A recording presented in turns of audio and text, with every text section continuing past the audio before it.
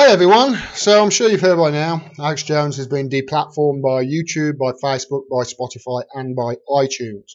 Let's go to The Guardian just to figure out exactly why he has been deplatformed in this way. Facebook, Apple, YouTube and Spotify ban InfoWars as Alex Jones, The Guardian say, and the article says this. I'm just going to read a few paragraphs of it just so you know exactly why they are saying he has been banned.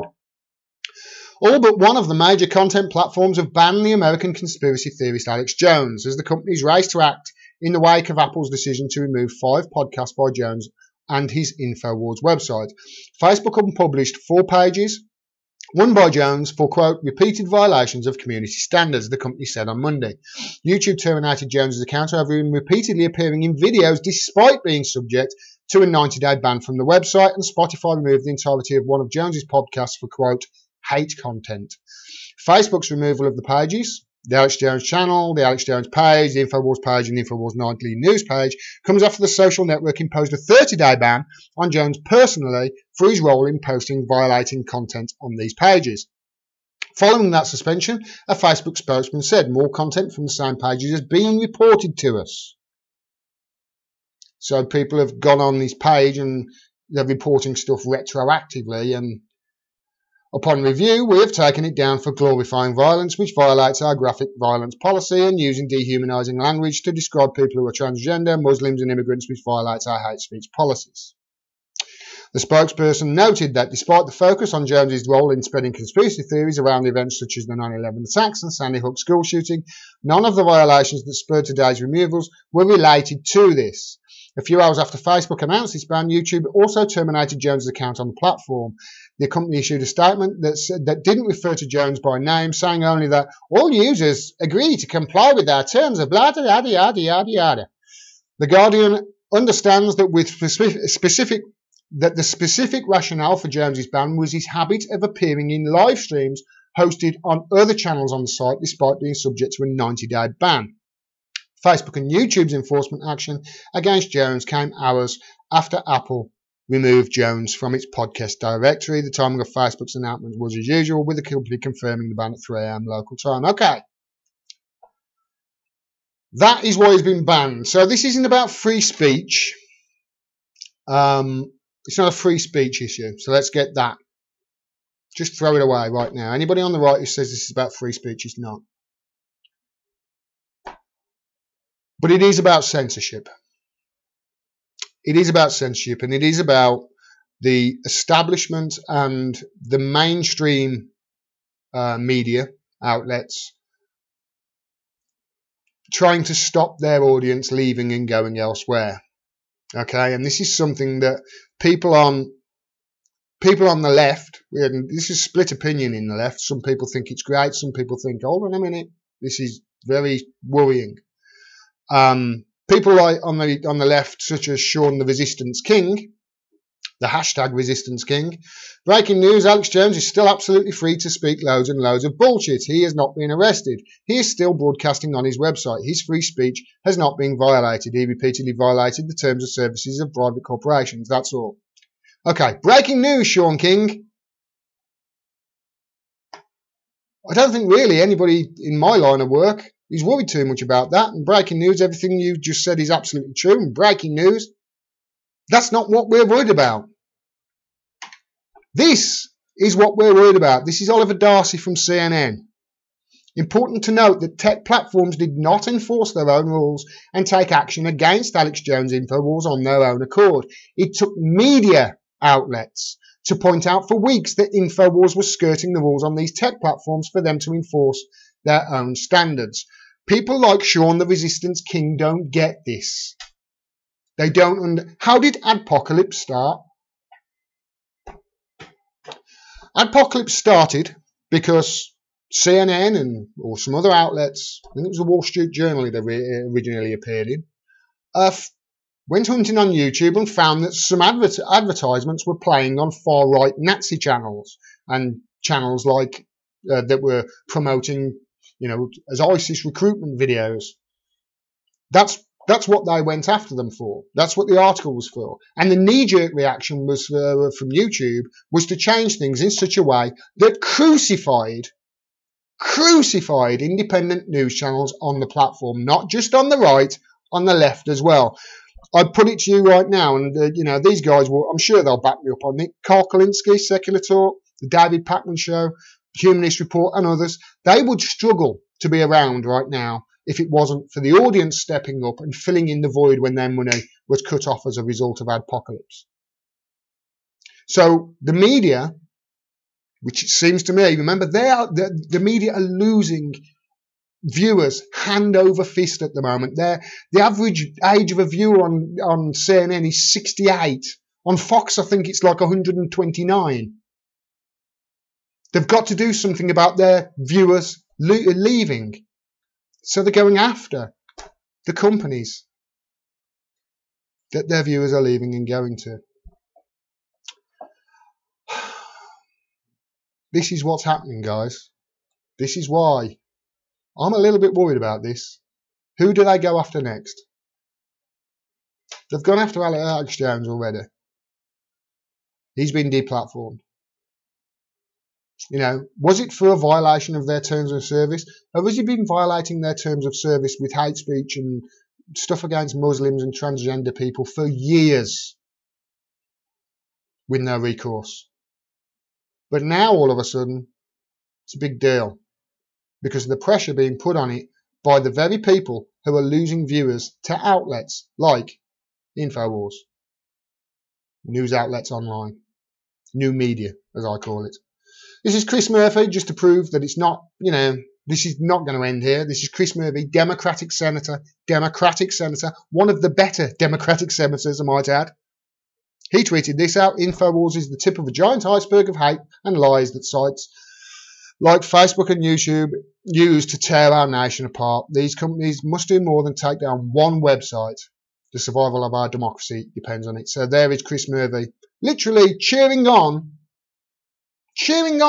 you know, the destruction of independent media, and then saying that the democracy depends on it. They're going to come after other channels like mine next. I can guarantee it. Tommy Robinson's already gone. He's gone from Instagram, I think it was. I think that was today. They booted him off. I'm not crying any spilt milk over that. I think he's a disgusting man. I really do. And I think people on the far right who are against Muslims and Arabs need to have a look at where his money's coming from. That's all I'll say. This is why the argument that people like Sean King make is short-sighted.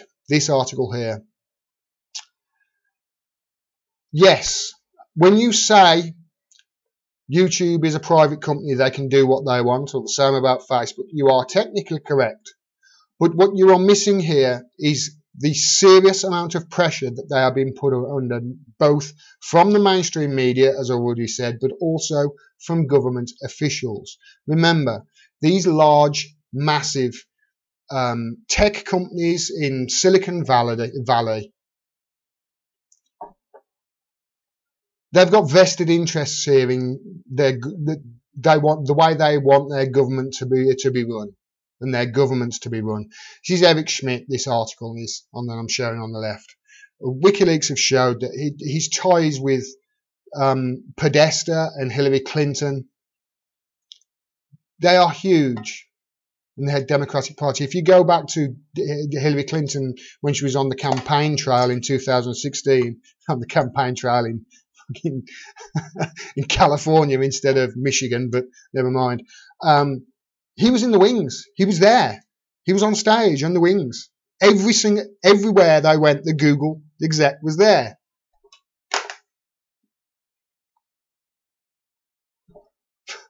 It's a big club, and you ain't in it, and I'm not in it, and that's what I'm worried about. Now, people like Alex Jones, he's going to be fine. Okay, he's going to be fine. As Sean King rightly pointed out in his email, he's still got a platform, he's still got his own website. He'll probably make just as much money because people will have to go to his website now instead of watching it on YouTube. So they'll go to his website and he can sell them a load of bloody end of the world food for their bunkers or whatever it is that he sells. But channels like mine can't afford to be hit any harder. I've seen the way my views have dwindled off.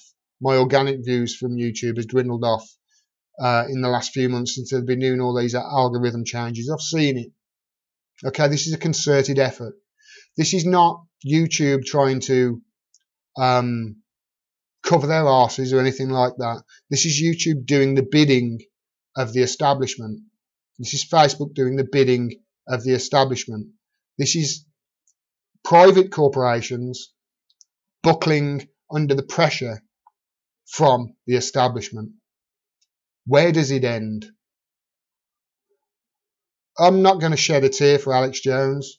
You know, he's been saying pretty hateful stuff, let's face it, for not hateful, that's the wrong word, bigoted, I think is the right word. He's been saying pretty bigoted views for a long while, but it's not against the law anywhere as far as I can tell to be bigoted.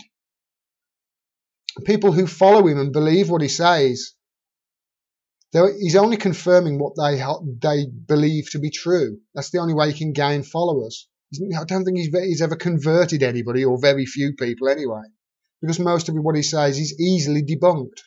You don't need to silence people like Alex Jones. You just need to fact check them. That's all you need to do. And the fact that they have booted him off, now they've booted Tommy Robinson off, they've gone after some of Alex Jones's staff. I've found out they've lost their channels today as well. I think Anessa S, who is a channel that posts a lot of stuff from Russia, she's been demonetized. Jamal Thomas, a few days ago, demonetized without warning.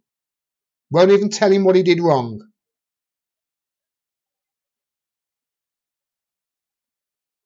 This is why I am so annoyed with people like Sean King, and he really has started to annoy me recently. They can only see things from within their bubble. Get out your bubble, Sean. Start looking at things, you know, through a clear lens. This is really worrying for independent media. We need your help, and we're so thankful and glad that we have got your help. That's basically what I wanted to say on Alex Jones. I don't really care that he's been... Sorry, I don't really care. I don't really care is the wrong word. I do believe he should have been booted off for his frequent violating their terms and conditions. I do believe that that's correct, that they should boot him off. They are a private company. But I don't believe it's correct that the fact that the only reason they've done this is because of political and establishment pressure from the powers that be and the media. Let me know what you think. I'm really interested to see what people say in the comments down below as to whether this is a good thing or a bad thing. But I think that this you know, the people in the resistance who are jumping about saying yay, yay, he's gone. They've got no clue as to what is going to be tried to be done towards independent media in the next few months, because it's just the start, guys. If you enjoyed this video, please click the bell down there and subscribe so you get a notification of next time I drop a video. Also, I can't do this without your help, so if you can afford it and you enjoy my videos, please support the channel by subscribing to my Patreon. Link is down there. You can do it for as little as $1 a month, and it really does help. If you can't afford it, that's fine. Please share my work and talk to other people about the issues that I bring up. Thanks very much for your support. Until next time, peace and take care.